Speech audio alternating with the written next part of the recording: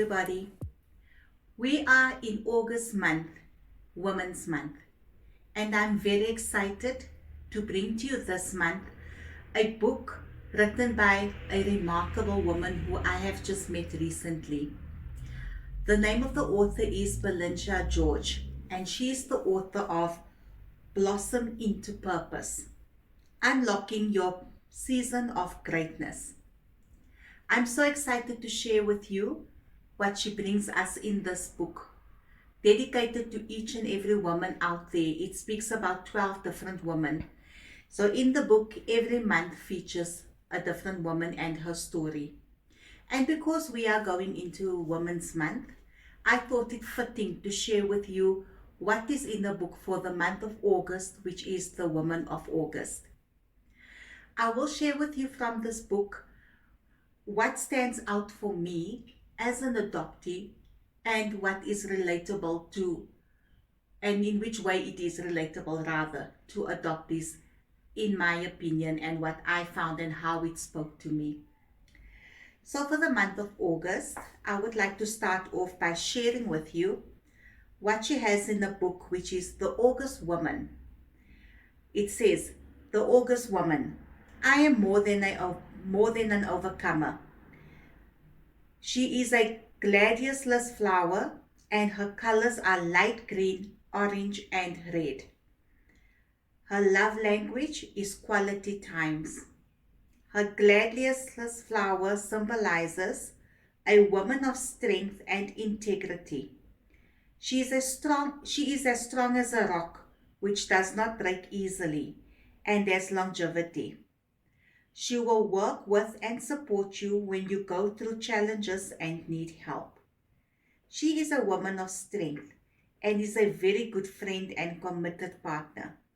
Don't break her trust, because she will walk away and will not look back. Galatians chapter 6 verse 9 says, And let us not grow weary of doing good, for in due season we will reap if we do not give up.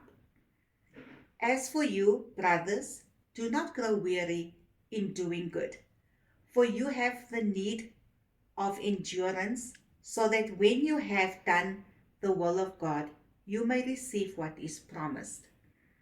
But the one who endures to the end will be saved. So, in this book, I was very touched by the first story that is shared with us.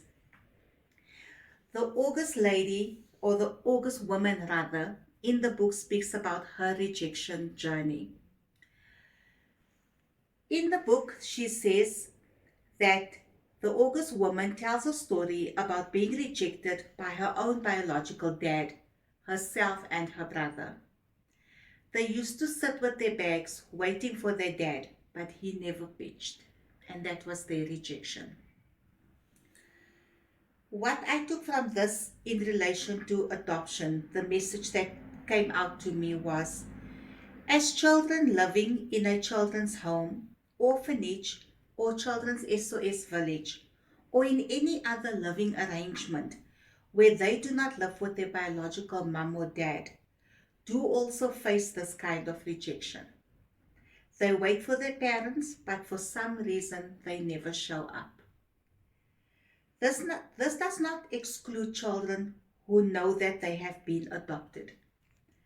And now, more than ever, we have children who know that they are being adopted and are waiting to be fetched from the parents who they were introduced to as the ones who are adopting them.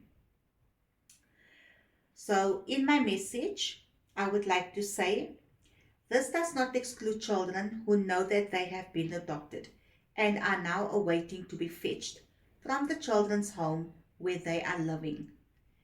There are many cases where children have met the parent or parents they are told they are being adopted by, and on the day they don't pitch to pick them up.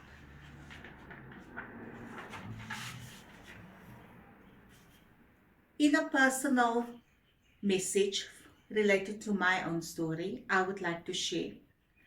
I was rejected by my biological mother because she didn't want me and gave me up for adoption. That was my rejection. She chose to carry on with her life, had other children she chose to raise and have a life with. I was not her only rejection child.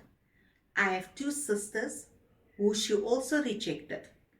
One was with her dad, one was left with her dad rather as a baby of a few months old, and the other also given up for adoption with me. We were separated by adoption. But my rejection journey from my birth giver did not stop there. I recently learned that she had been in a relationship with my two sisters for over 20 years till she passed on in 2021. Since I learned about my adoption, I reached out to her, but she didn't want to have a relationship with me. That was how my rejection journey continued with her.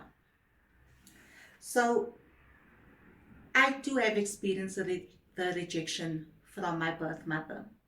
Tried countless times to build a relationship or even a friendship, which she continued to reject.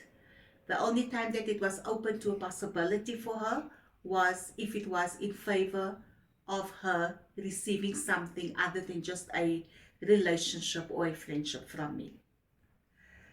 So being rejected as an orphan, as a child from a children's home, as an adoptee, as a child from SOS, from the children's SOS village, rejection leaves a lot that needs to be dealt with emotionally. It affects our lives in our childhood right up until into our adulthood. In my next video, I will be sharing with you the effects rejection can have on a child, where I will also bring you passages from the book Blossom into Purpose from the August Woman edition in the book. And they do have focus points as well that I will be sharing with you as well. I would just like to say thank you to the author, Valencia George, for allowing me to share from her book related to Fresh Adoption Talks with Angie. We look forward to inviting Valencia onto our channel to do a little bit of a discussion and to tell us more about herself and more about her book. Until we meet again, adoptees, remember, you are special, you are loved, you are chosen. Goodbye, everybody.